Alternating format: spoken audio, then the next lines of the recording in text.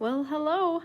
All right, today we're going to start one of my most favorite, it's not really a project, but it's an exercise. I think kids learn a lot from this, and I actually learn a lot from this as well.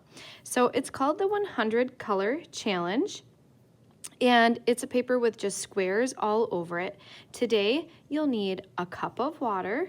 Grab a brush. Make sure the brush is not super big because these squares are very small. So you don't want to have a huge brush. Then you'll also need a mixing tray and a set of paints, which you can share with the person that sits next to you. You can also share your water, please. Okay? So this paint is paint that it's dry, so you have to wake it up, and you'll know when it's ready to use if you see teeny tiny little bubbles, okay? And so the challenge of this is to take these 9 colors. So everybody has 9 colors in their tray. You're not missing any if you don't have colors right here. There's only 9. And you're gonna take those 9 colors, and by using your mixing tray and mixing different amounts of each color with each other, you're gonna create 100 different colors. So let me show you how I get started. All right, let me start. How about I just start with red? I will start mixing a red. And for my first square, I could just use this color as it is. Okay, so I could just take my time, paint that in really nice. And there you go, I've got red. Now I want to make a new color. So what I'm going to do is just put a tiny little bit of water on my brush, and then I'm going to get rid of that red paint, getting it wet. There, now I've got the red paint in my mixing tray.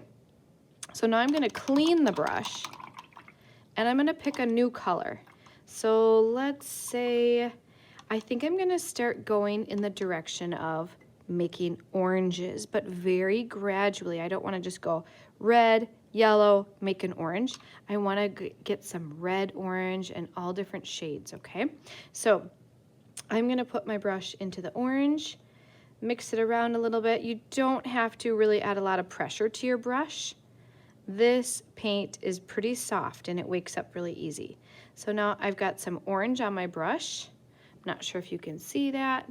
There we go. I've got a little orange on my brush. Now I'm going to put it into my red, and I'm going to mix it up. It looks like I may have gone too orange.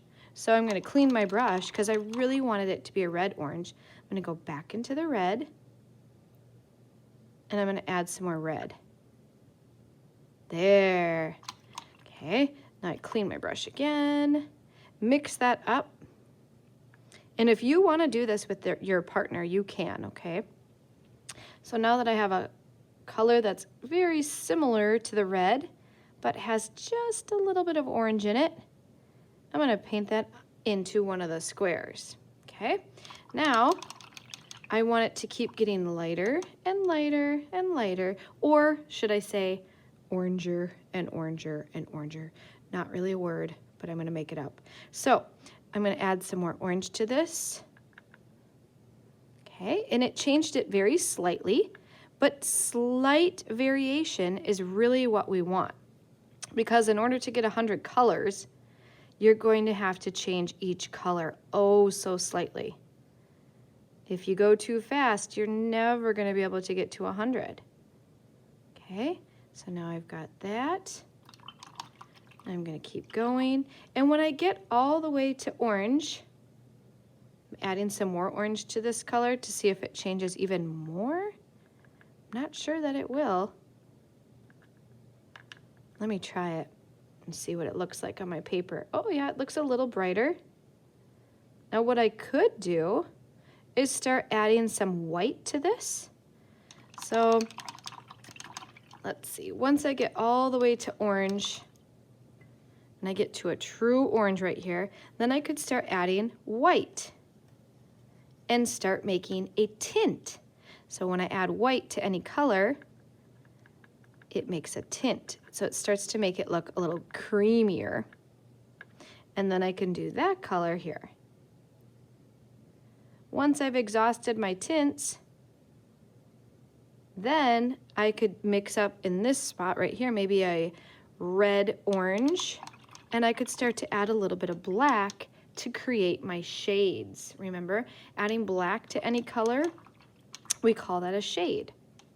And so you can see my mixing tray, even though I've mixed 1, 2, 3, 4, 5 colors already, I still have only used one little section because I'm just altering this little circle on my mixing tray very, very slightly each time, okay? So I'm not having to use this whole mixing tray for new colors constantly. Use this one up, and then I might do maybe blues with yellow to go into those blues and fade into greens on this row, okay? So think about how you want to do it. You can start anywhere. It doesn't really matter, and with any color. And use those tints, use the shades, mix up these colors, create new colors.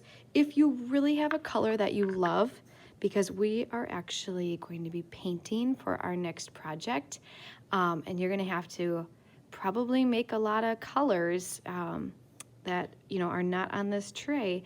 And so this is the exercise leading up to that next project. If you create a color where you're like, wow, I love this color, grab a pencil and put a little arrow to it and write how you created that color. So was it a lot of red with just a little bit of orange on your brush? Write it down, take notes so that you can remember how you created that particular color, okay? All right, you guys, good luck. I hope you have fun with this. I love creating colors, and I always surprise myself every time I do this. So have fun and enjoy.